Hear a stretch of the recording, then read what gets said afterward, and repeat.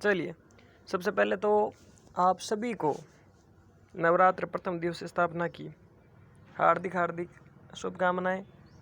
माँ भगवती से प्रार्थना है ये नवरात्र आपके जीवन में, आपके परिवार वालों के जीवन में, आपके घर में सुख समृद्धि लाएं, वैभव लाएं और इस वैश्विक महामारी के युग में आपकी माँ भगवती आपकी रक्षा करें। इसी के साथ कल का अपना जो पैथोलॉजी का 5वां चैप्टर यूरिन कल्चर एग्जामिनेशन हुआ था, मैंने कहा था 2 घंटे के अंदर पूरी कर देंगे। तो कल मैं देख रहा था कि मतलब कितना क्या सपोर्ट मिल रहा है। अगर इससे रियल में किसी को फ़ायदा हो रहा है, सपोर्ट हो रहा है, तो हम 2 घंटे के अंदर अंदर पूरा प्रयास कंप्लीट करने का करेंगे। तो कल के कुछ न कुछ मेरे को थोड़े बहुत ऐसे पॉसिबिलिटी लगी कि भाई ठीक है चलो करते हैं। तो आज हम जेनेटिक करेंगे। जेनेटिक कंप्लीट करके ही आज पैथोलॉजी, फिजियोलॉजी, फार्मा आज के आज सारी की सारी। आप वीडियो को ज़रूर लाइक करना, शेयर करना, सब्सक्राइब करना, हमें मोटिवेशन उसी से मिलता है। और आज हम पूरी की पूरी करने की कोशिश करेंगे। कल का दिन आपके पूरे रिवीजन के लिए रहेगा। कल हम कोई वीडियो अपलोड नहीं करेंगे, सब आज ही कंप्लीट कर देंगे सारा।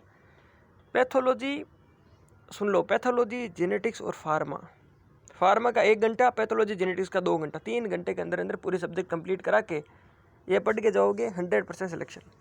चलिए देखिए, आज हम बात करें जेनेटिक काउंसलिंग की। जेनेटिक काउंसलिंग क्या होता है? सबसे पहले देखा जाए ना, अगर जेनेटिक काउंसलिंग की बात करें तो जेनेटिक्स मतलब जीन। जेनेटिक मतलब ऐसी कोई बीमारियां, सुनो एक बार, जेनेटिक डिजीज़ क्या होता है पहला समझते हैं। जेनेटिक डिजीज़ क्या होता है? जेनेटिक डिजीज़ मतलब ऐसी कुछ बीमारियां जो अपने को किससे होती है? अपने पेरेंट्स से होती है। जैसे अपने पेरेंट्स को अगर डायबिटिक मेलाइटिस है, शुगर है, या उनको कार्डियोवास्कुलर कोई हार्ट की कोई प्रॉब्लम है, तो कहते हैं ना कि भाई इनके अगर पेरेंट्स को है तो बच्चे को होने का चांस है। यानी कि वो जीन क्या हो रहा है, उनके बच्चे के अंदर भी पेरेंट्स है, उनके बच्चे के अंदर आ रहा है। तो ये डिजीज़ वो होती है कि जो जीन अपने पेरेंट्स से अपने बच्चों के अंदर आए उनमें बीमारी क्रिएट कर दें। तो अगर मुझे बताओ यार, अब पहले तो ठीक है जनरेशन इतना ज़्यादा पढ़ी लिखी नहीं थी, अब तो पढ़ी लिखी है। जब मैं बताऊँ, सोचो अगर मेरे किसी पेरेंट्स को या मेरे पेरेंट्स को अगर क्या हो, जैसे मुझे समझ लो, चलो यार मुझे समझ लो, अगर कोई बीमारी हो ऐसी जैसे शुगर हो या फिर हाइपरटेंशन कुछ हो, तो अगर वो बीमारी मेरे बच्चे में न जाए उसके लिए क्या करना पड़ेगा? क्या करना पड़ेगा? उस जीन के अंदर ही सुधार करना पड़ेगा। अब हमें पता चल गया ना कि भाई मेरे अंदर ये कमी है, इस जीन की वजह से हाइपरटेंशन मेरे बच्चों को होगा, तो मैं क्या करूँगा, उस जीन को ही पहले चेंज कर दूँ।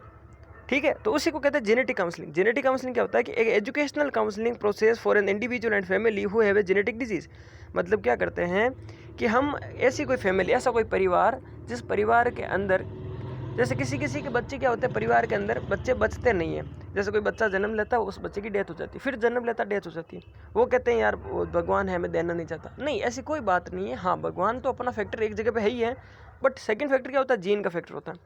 तो उनको ये देखना पड़ेगा कि भाई जीन, कौन से जीन के अंदर कहाँ पे कमी आ रही है। ठीक है, तो जेनेटिक काउंसलिंग होता है कि ऐसे परिवार, ऐसे इंडिविजुअल, ऐसी फैमिली जिनको कोई जेनेटिक डिजीज प्रॉब्लम है, जैसे उनको प्रॉब्लम है शुगर की, हाइपरटेंशन की, तो उनको एडवाइस दी जाती है कि आप अपने जीन का एक बार चेकअप कराइए और पता कीजिए आपका कौन सा जीन मिस्टेक है और इस जीन में रिप्लेसमेंट कीजिए, ताकि आपके फ्यूचर जो बच्चे हों उनके अंदर ऐसी बीमारियाँ नहीं हो। ठीक है, तो इसे कहते हैं जेनेटिक काउंसलिंग। अच्छा, नेक्स्ट इंडिकेशन क्या है इसके? Positive family history. ऐसा परिवार जिनके कोई ना कोई पॉजिटिव मतलब क्या होता है? जैसे उनको अगर बीमारी, हकीकत में बीमारी है, जैसे हाइपरटेंशन की है, एमआई की बीमारी है, या उनको शुगर की बीमारी है, ऐसे कोई भी बीमारी जो उनके बच्चों के अंदर फैल सकती है। ठीक है, वैसे परिवारों के लिए जेनेटिक काउंसलिंग करते हैं। प्रेग्नेंट वुमेन के लिए क्यों? क्योंकि उस प्रेग्नेंट वुमेन को अभी अगर हम उसकी जेनेटिक काउंसलिंग करेंगे तो उसके बच्चे के अंदर अगर सपोज कोई भी मिस्टेक है तो उसके जीन के अंदर हम क्या कर सकते हैं? सुधार कर सकते हैं। तीसरा, people in the explosion of risk factor.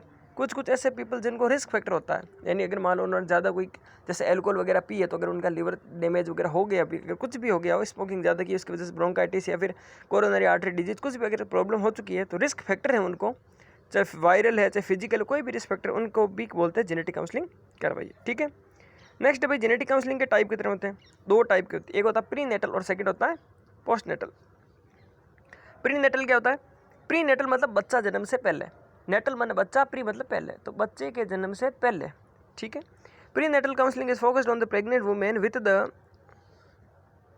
Risk of having a child with some genetic disease. मतलब ऐसी माता जिसका बच्चा होने वाला है, उस माता को बोला जाता है कि आपके बच्चा होने वाला है, आप एक बार अपनी जेनेटिक काउंसलिंग करवाइए, आप जेनेटिक चेकअप कराइए, क्या पता आपके कोई जीन के अंदर कोई गड़बड़ी तो नहीं हो। अगर ऐसे जीन के अंदर गड़बड़ी हुई तो बच्चा फिर लुल्ला होगा, फिर या लंगड़ा होगा, या फिर कोई डीफनेस वगैरह उस बच्चे के अंदर हो सकती है, तो आप एक बार जेनेटिक जरूर चेकअप कराइए, ठीक है। It often based on the abnormal screening finding, और ये हमेशा कब पता होगा, ये पता चलेगा भाई जब ये प्राय हमेशा होता है, अगर ऐसे कराते हैं ना तो लगभग उनके अंदर एबनॉर्मल स्क्रीनिंग फाइंडिंग होती है। जब टेस्ट कराते हैं तो कुछ ना कुछ माता के अंदर प्रॉब्लम आती है, ठीक है। अरे आजकल तो इतने जेनेटिक ये हो गई है, फेमस हो गई है कि बच्चे का दिमाग इतना स्ट्रॉन्गेस्ट कर देता है कि भैया आप पूछ नहीं सकते, सोच नहीं सकते। जैसा कोई बच्चा है, यार मेरे को ऐसा बच्चा चाहिए कि मेरे को जैसा अगर ऐसा बच्चा चाहिए जो वर्ल्ड की टेस्ट हो, अगर सबसे सुंदर बच्चा चाहिए तो क्या होता है, जीन के अंदर चेंज करा दो, अपने जो बच्चे अंदर है वो बच्चा हो रहा है उस बच्चे के जीन के अंदर चेंज करा दो, उससे क्या होगा, आपका बच्चा मतलब जैसा आप चाहोगे वैसा हो जाएगा। आपको अगर तीखी नाक चाहिए बच्चे की तो उस जीन में चेंज करा दो, हाइट लंबी चाहिए उस जीन में चेंज करा दो, समझ में आ रहा है। नेक्स्ट देखिए, it is recommended to women who already have an affect child, ये उस वुमेन के लिए होता है कि जिसका जैसे किसी औरत की सेकंड प्रेगनेंसी है, फर्स्ट प्रेगनेंसी हो गई उसकी, तो फर्स्ट प्रेगनेंसी के अंदर बच्चा बहुत ही बोना हुआ, बोने को कहते हैं ड्वार्फिज्म, ठीक है, बोना बच्चा हुआ। अब हमें पता चल गया बोना बच्चा हुआ, साथ में उसको थोड़ा सुनाई भी कम दे रहा है और उसका इम्यून सिस्टम बहुत ही कमज़ोर है, तो अब हम उस माता को क्या बोलेंगे, काउंसलिंग देंगे कि भाई देखो आपका पहला बच्चा में इतनी मिस्टेक है, आपके सेकंड बच्चा होने वाला, आप क्या कराइए, जेनेटिक काउंसलिंग कराइए, आपके जीन के अंदर कुछ ना कुछ प्रॉब्लम है, उस जीन का ट्रीटमेंट करवाइए, ठीक है। नेक्स्ट है, मोस्ट इंपॉर्टेंट टेक्निक इज एमिनोसेंटासिस। ये क्या होता है, एमिनोसेंटासिस पता है, जो औरत प्रेग्नेंट होती है उसके वूम्ब के अंदर क्या होता है, वो फ्लूइड भरा रहता है, उस फ्लूइड को निकाल करके टेस्ट किया जाता है और उसी से पता भी चल जाता है कि लड़का है या लड़की है। लड़का है तो उसमें कैसा लड़का होगा, कोई उसमें प्रॉब्लम तो नहीं, उस एमिनोसेंटासिस फ्लूइड से सारा पता चल जाता है, ठीक है। तो ये टेक्निक यूज होती है, इंपॉर्टेंट है amniocentesis. It some very serious case it is a recommended interrupt the pregnancy, और अगर कुछ ज़्यादा ही सीरियस केस हो जाता है, जैसे कुछ हमें पता चल जाता है अगर माँ को अगर कैंसर वगैरह कुछ है, ज़्यादा ही सीरियस केस है, तो हम क्या करते हैं, प्रेगनेंसी को वहीं पर रोक देते हैं। यार बच्चा होगा, मेरे को पता बच्चा होगा, अब देखो अगर माता को अगर HIV है तो बच्चे के अंदर HIV वाला जाएगा ही जाएगा, तो बच्चे में भविष्य में HIV होगा, बच्चा होगा मान लो 10 साल के अंदर बच्चा मर जाएगा, तो इससे अच्छा है बच्चे को होने से इंटरप्ट कर दो, रोक देते हैं, ठीक है, अगर ऐसी कोई एबनॉर्मल फाइंडिंग मिलती है तो, ठीक। नेक्स्ट है पोस्ट नेटल। पोस्ट नेटल क्या होता है कि प्रेगनेंसी के बाद में। Postnatal counselling is an important for the people who discover some serious inheritance disease in the family, यानी कि अब पोस्ट नेटल होता है कि जब यार किसी परिवार के अंदर बाद में बच्चा होने के बाद में जब पता चलता है कि यार इसमें तो कुछ ना कुछ गड़बड़ी है, उस टाइम पे जो मेथड यूज़ करते हैं उसे कहते हैं पोस्ट नेटल, ठीक है। Another group our families with dissociated newborn डिसएबिलिटीज new, another group our families with disabled newborn, और दूसरी फैमिली वो होती है जिनके बच्चे के अंदर क्या हो रहा है, एबनॉर्मलिटीज़ है, जो डिसेबल है, जैसे मान लो चल नहीं सकता, सुनाई नहीं दे रहा है, हाथ से ढंग से काम नहीं कर रहे हैं, ठीक है। नेक्स्ट है पेयर्ड विद द 2 और more pregnancy losses can be also refer to the counselling, और अगर ऐसा हो जिसके अंदर 2 प्रेगनेंसी होगी, 2 से ज़्यादा भी प्रेगनेंसी होगी, दोनों के अंदर कुछ ना कुछ उसमें बच्चों में कमियाँ दिख रही है, तो भी उनको काउंसलिंग दी जाती है, ठीक है भाई। चलिए नेक्स्ट टॉपिक है अपना legal and ethical issue related to the genetics, मतलब कौन कौन से लीगल और एथिकल इशू है जो कि किससे रिलेटेड है, जेनेटिक्स से रिलेटेड है। तो पहला community test result.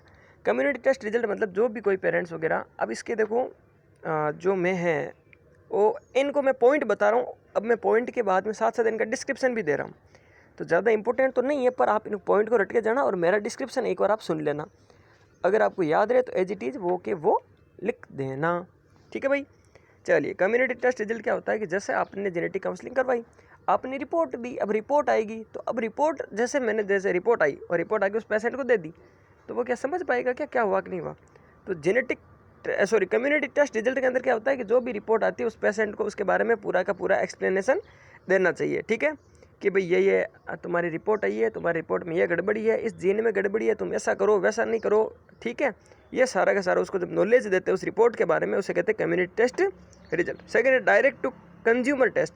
Direct to consumer test क्या होता है, आजकल कुछ लोग क्या करने लगे कि भाई सीधा जेनेटिक काउंसलिंग करानी है, तो वो सोचते हैं यार फिजिशियन का खर्चा, बड़े हॉस्पिटल में जाने का खर्चा, इसके डर से वो सीधा कोई लैब के अंदर चले जाते हैं और लैब के अंदर वो टेस्ट वगैरह करा करके आ जाते हैं। अब उस टेस्ट की वजह से फिर वो क्या आधी तो उसको रिपोर्ट मिलती है, आधी उनको जानकारी मिलती है, तो ये होता है direct to consumer test. Third होता है duty to disclose. Duty to disclose मतलब होता है जैसे मैंने क्या कराई, जैसे किसी ने भी कराई, चलो मेरा उदाहरण ले रहा हूँ मैं, है मेरा नहीं लूँगा भाई, चलो दूसरे के लेते हैं, आप भी हंसोगे यार, उल्टे उदाहरण ले रहा। तो जैसे मान लो किसी भी आदमी ने अपनी जेनेटिक काउंसलिंग कराई, काउंसलिंग क्यों कराई, उस आदमी को समथिंग डाउट अबाउट हिम, भाई अपने बारे में कुछ ना कुछ उसको डाउट था भाई, कोई भी डाउट हो सकता है। मान लो अगर उसके जैसे उसको सेमन टेस्ट भी कराना पड़ सकता है, यूरिन एग्जामिनेशन भी कराना पड़ सकता है। अगर उसको मान लो बच्चे अगर पहला बच्चा हुआ तो बच्चा पहला कैसे हुआ, ऐसा बच्चा हुआ जिसको आंखों से दिखाई नहीं दे रहा, सही ढंग से सुना ही नहीं दे रहा, बोल पता नहीं क्या रहा है, तो फिर उसको डर होता है यार मेरे भी जीन के अंदर क्या गड़बड़ी हो गई। तो वो जो टेस्ट कराता तो वो टेस्ट क्या करता है, कोई कोई लोग अपने फैमिली से छुप के कराते हैं, ठीक है। तो अब नर्स की और दूसरे आदमी की, नर्स की जिम्मेदारी ये बनती है अपनी कि भाई अगर उसने टेस्ट करवाया तो उस टेस्ट के बारे में उसको खुद को ही बोला जाए। अब आजकल जैसे आप मूवीज के अंदर देखते हो यार, जब कोई सीमन एनालिसिस कराता, अपना टॉपिक है एक सीमन एनालिसिस, तो हम आगे बढ़ेंगे। तो सीमन एनालिसिस जैसे कराते तब क्या करते, कोई कोई अपने मतलब परिवार वालों को, फैमिली वालों को, समाज वालों को बोलना नहीं चाहते कि भाई बच्चे नहीं हो रहे हैं वगैरह, वैसा नहीं है तो सीमन एनालिसिस कराना पड़ रहा है, ऐसा बोलना नहीं चाहते। अब अगर नर्स की अगर मान लो सीमन एनालिसिस करा दिए, उसके साथ में उसके कोई रिलेटिव वगैरह आए, वो बोल रहे हैं यार हॉस्पिटल में ब्लड टेस्ट की रिपोर्ट लानी है, वो तो बेचारा घर वालों को और सबको ऐसे ही बोल के आ रहा है। अब साथ में कोई रिलेटिव आया, वो सोच रहा चुपके से ले लूँगा, और नर्स बोल दे सर आपका तो सीमन एनालिसिस में ये गड़बड़ी है, ये गड़बड़ी है, तो ये बात का फिर बतंगड़ हो जाता। फिर वो रिलेटिव अपनी वाइफ को, फिर वाइफ उसको, फिर उसको पूरे समाज में पता चल जाता है। तो ये होता है कि ड्यूटी टू डिस्क्लोज, मतलब जिस आदमी ने चेकअप कराया है उस आदमी की जो भी कोई गड़बड़ी है, जीन में गड़बड़ी है, चाहे कुछ भी गड़बड़ी है, तो वो सिर्फ और सिर्फ उस अकेले आदमी को बोला जाए, उसकी फैमिली को नहीं बताया जाए, ठीक है। नेक्स्ट है जेनेटिक डिस्क्रिमिनेशन। जेनेटिक डिस्क्रिमिनेशन का मतलब क्या होता है भाई, जेनेटिक डिस्क्रिमिनेशन मतलब अगर जिस आदमी ने, जैसे मैं हूँ, मैंने क्या करा दिया, अगर कोई टेस्ट करवा दिया, ठीक है, जेनेटिक टेस्ट करवा दिया, अब मैंने तो ऐसे ही करवा दिया कि मैंने कहा भाई पता करते हैं अपने जीन के अंदर कुछ गड़बड़ी तो नहीं है, और जीन में अगर कुछ गड़बड़ी होगी तो हम सही करवा लेंगे। जैसे भाई अगर कैंसर हो रखा, अगर सपोज मेरे शरीर में कैंसर होने लग गया तो क्या होगा फिर, तो जब जीन थेरेपी कराएंगे तो पता चल जाएगा, फिर हम उस जीन को ही पूरा हटा देंगे, ठीक है। आगे भविष्य में तो किसी को नहीं हो। तो अभी क्या होता है, अगर ऐसा मैंने करा दिया तो वो मेडिकल रिपोर्ट आ जाएगी मेरे पास में, अब मेरा जो डाटा सारा का सारा मेडिकल रिपोर्ट पे चढ़ जाएगा। अब फ्यूचर में सपोज मेरी कहीं पे गवर्नमेंट जॉब भी लगेगी तो भी वो डाटा सबके सामने लीक हो जाएगा, तो इसे कहते हैं जेनेटिक डिस्क्रिमिनेशन। अब वो डाटा वहाँ पे लीक हो गया, अब मेरी सरकारी नौकरी के अंदर वो ज़रूरत नहीं थी उस जीन थेरेपी की, पर जो मैंने मेडिकल रिपोर्ट करवाई उसके अंदर ऑटोमेटिकली वो सेव्ड हो गया, ठीक है। नेक्स्ट होता है प्राइवेसी। प्राइवेसी मतलब आपको पता है प्राइवेसी मतलब क्या होता है भाई, जो जिसने भी जेनेटिक्स काउंसलिंग करवाई है उसको अकेले में बुला करके, उसके साथ अकेले में कंसल्ट करके, अकेले में उसकी मीटिंग करके, अकेले में उसको काउंसलिंग देके, सब काम किसी को लीक ना हो, किसी को पता ना चले, एकांत के अंदर, ऐसा नहीं हो सबके सामने उसको बोल दे, नहीं, हॉस्पिटल के अंदर जो भी कोई है उसको अगले पर्सनल रूम के अंदर ले जा करके उसको सारी एडवाइस दी जाए, ठीक है। चलिए नेक्स्ट देखते हैं जल्दी से जल्दी, जीन थेरेपी। अब आती है जीन थेरेपी। अब बताओ जीन को कैसे चेंज करते हैं, ठीक है। मैं हूँ जैसे, तो मेरे जीन्स को कैसे क्या चेंज करना वो सारा सिस्टम सीख लो भैया से। देखिए, gene therapy involves replacement of defective normal gene into the cell of the patient who have deficient and normal gene product. ऐसा कोई आदमी जिसका कोई जीन क्या हो, एबनॉर्मल हो, जैसे मैं बोल रहा हूँ मेरा जीन एबनॉर्मल है, सपोज मेरी आवाज़ का जीन मान लो एबनॉर्मल है, मेरी आवाज़ मान लो बदसूरत कैसे कड़वी है, ठीक है। अब मैं सोच रहा हूँ कि भाई क्या पता अगर ये जीन मेरे बच्चों में चला गया तो उनकी भी आवाज़ ऐसी हो जाएगी, तो अब मेरे अंदर ये जो जीन है ये कौन सा भाई, एबनॉर्मल जीन है। अब इस एबनॉर्मल जीन को हटा करके इसकी जगह दूसरा जीन, मतलब या तो इसको हटा दो या इसकी जगह दूसरा जीन ट्रांसफ़र कर दो, तो replacement of defective abnormal gene into the cell of the patient who are deficient of normal gene product, ठीक है। तो उसका जीन को क्या करना पड़ेगा, रिप्लेसमेंट करेगा। अब मतलब मेरी आवाज़ वाला जो जीन है उसको रिप्लेसमेंट करके अच्छी आवाज़ लगेगा, फिर कोयल जैसी वाणी तेरी, ठीक है, तो वैसा फिर मेरा जीन लगाएंगे। The technical basic of the gene therapy is gene delivery, और इसके वजह से जो हमें करना क्या पड़ेगा, जीन की डिलीवरी करनी पड़ेगी। डिलीवरी मतलब एक जगह से दूसरी जगह जीन लगाना पड़ेगा। अब कोई कोयल जैसी आवाज़ वाला कोई आदमी है, उसका जीन निकाल करके मेरे अंदर उस जीन के अंदर वो जीन डालना पड़ेगा, फिर मेरी आवाज़ अच्छी होगी, ठीक है। एग्जाम्पल है introducing of the desired gene into the appropriate cell of the patient. अब सपोज जैसे मैंने अभी बोला था ना कि अगर मेरे को अगर वर्ल्ड लार्जेस्ट क्यूटेस्ट बच्चा चाहिए, अगर सबसे अच्छा बच्चा चाहिए, तो क्या करना पड़ेगा भाई, जो जीन है अब मुझे पता है मेरा रंग कैसा है, उसका रंग कैसा, किसी का रंग कैसा क्या है, तो जब हम क्या करेंगे उस जीन को निकाल करके उसकी जगह सबसे जो अच्छा बच्चे वाला जीन है वो उसमें ट्रांसफ़र कर देंगे, तो वैसा का वैसा बन जाएगा, ठीक है। हम जो चाहें वो हो सकता है, उसे कहते हैं क्लोनिंग। क्लोनिंग मतलब कॉपी करना, ठीक है। ठीक है भाई। अब हम चाहते हैं कि भाई हमारा बच्चा सबसे हष्ट पुष्ट हो, लंबा हो, तो जो लंबे आदमी वाला जीन निकाल करके उसके अंदर डालना पड़ेगा। सब काम ऐसे होते रहते हैं। नेक्स्ट है जीन डिलीवरी। जीन डिलीवरी क्या होता है? देखो, the gene therapy is introduction of DNA sequences with stable integration, gene expression and an appropriate regulation in the target tissue. The gene therapy is the introduction of foreign. foreign मतलब क्या होता है? foreign मतलब विदेशी, विदेशी मतलब जो बाहर वाले। अब अमेरिका वाले अगर भारत में आए तो क्या हो गया? अपने लिए फॉरेनर हो गए। उसी प्रकार से अपना जीन तो है नहीं, अपना खून का वो जीन है नहीं, तो अब अपना जीन नहीं है, वो खुद का नहीं है। अगर मेरी खुद का आवाज़ का जीन नहीं है, अगर दूसरी आवाज़ कोई दूसरा का जीन है तो वो मेरे अंदर डाल रहे तो वो हो गया फॉरेन। तो the gene therapy is the introduction of foreign DNA sequence with stable integration. अब क्या करेंगे? DNA की जो सीक्वेंस है अपनी, उसके अंदर उस जीन को ट्रांसफ़र करेंगे और उसका जो है इंटीग्रेशन वो स्टेबल करेंगे। इंटीग्रेशन स्टेबल मतलब क्या हो गया? जैसे भाई बाहर से जीन आया, वो कोई एक औरत का जीन था, ठीक है, आवाज़ का औरत का जीन था। अब मेरे जीन के अंदर उसको ट्रांसफ़र किया, तो अब मेरे वाले बाकी वाले जीन है DNA के अंदर, जो मेरे DNA है उस DNA के अंदर जो बाकी वाले जीन है वो कहीं नाराज़ नहीं हो जाए, तो उसके लिए स्टेबल करेंगे भाई, ताकि भाई इसको भी एडजस्ट कर लो। And appropriate regulation in the target tissue, और टिश्यू के अंदर क्या कर देंगे? उसको अप्रोप्रिएट मतलब उचित रूप से रेगुलेट कर देंगे, ठीक है। अब देखिए, the newly introduce gene can be replaced by missing gene.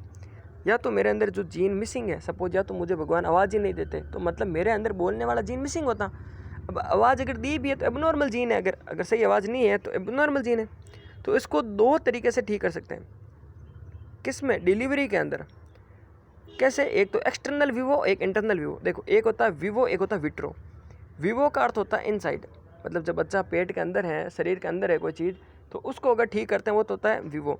Vitro मतलब आउटसाइड। अब भाई मैं जैसे बच्चा है तो मैं बच्चे को कैसे बनाऊंगा? मैं बोल रहा हूँ भाई देखो, हमें तो सबसे दुनिया के अंदर सबसे अलग ही चीज़ चाहिए, तो हमारा जो बच्चा वो बाहर बनना चाहिए। तो बाहर मतलब वो टेस्ट ट्यूब, बेबी सुना आपने? तो उस टेस्ट ट्यूब के अंदर बनता है और उस टाइम पे हम जीन का आदान प्रदान अलग अलग कर देते हैं। अब चैप्टर खत्म होने की ओर, अभी टेंशन मत लेना। जीन थेरेपी टेक्निक्स दो प्रकार से होती है, पहली फिजिकल और दूसरी बायोलॉजिकल।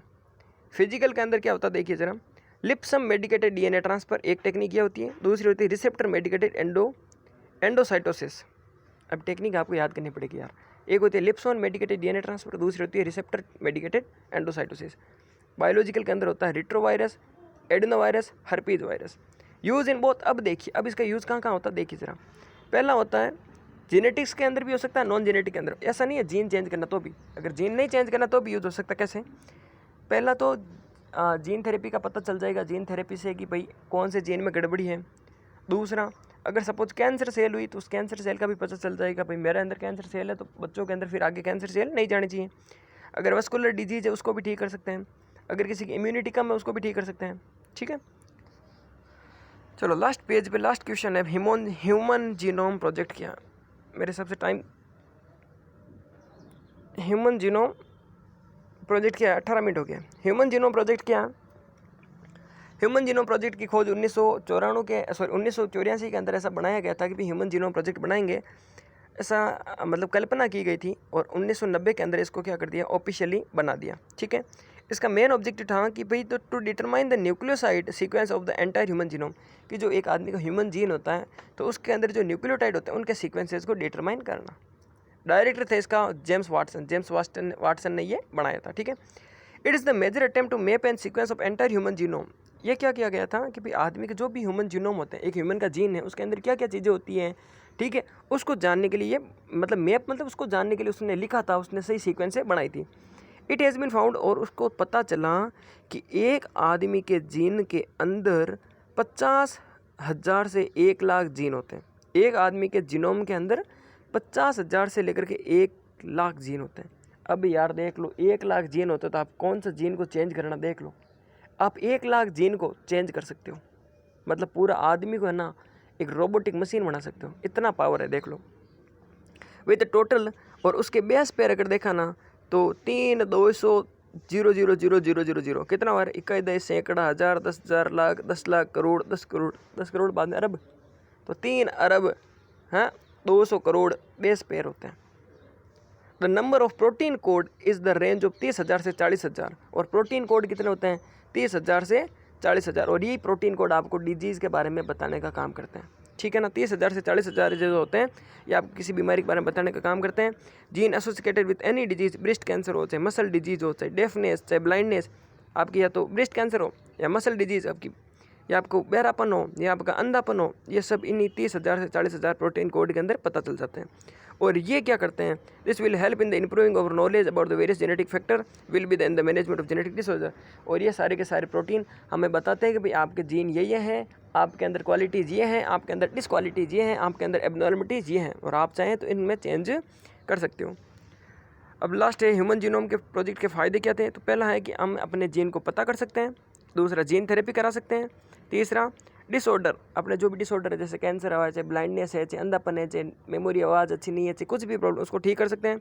साइकेट्रिक डिजीज़ है, ठीक है। साइकेट्रिक डिजीज़ मतलब अगर पागलपंती की अगर कुछ प्रॉब्लम है तो उसको भी ठीक करा सकते हैं। और अपना नॉलेज हम बढ़वा सकते हैं अपने जीन के बारे में, अपना अगर किसी को म्यूटेशन है, म्यूटेशन समझते हो, sudden change in the chromosome material, अगर अपने क्रोमोसोम के अंदर सडन चेंज होगा तो भी हमें पता चल जाएगा। ये है ह्यूमन जीनोम प्रोजेक्ट, और ये था अपना पूरा जो चैप्टर नंबर 5। अगला वीडियो हम 20 मिनट का बनाएंगे जिसके अंदर 2nd, 3rd, 4th चैप्टर, उसका अगला वीडियो बनेगा 1st चैप्टर का। लगभग 40 मिनट के अंदर अंदर पूरी की पूरी आपकी जेनेटिक्स कंप्लीट हो जाएगी। बना रहिए अपने साथ में,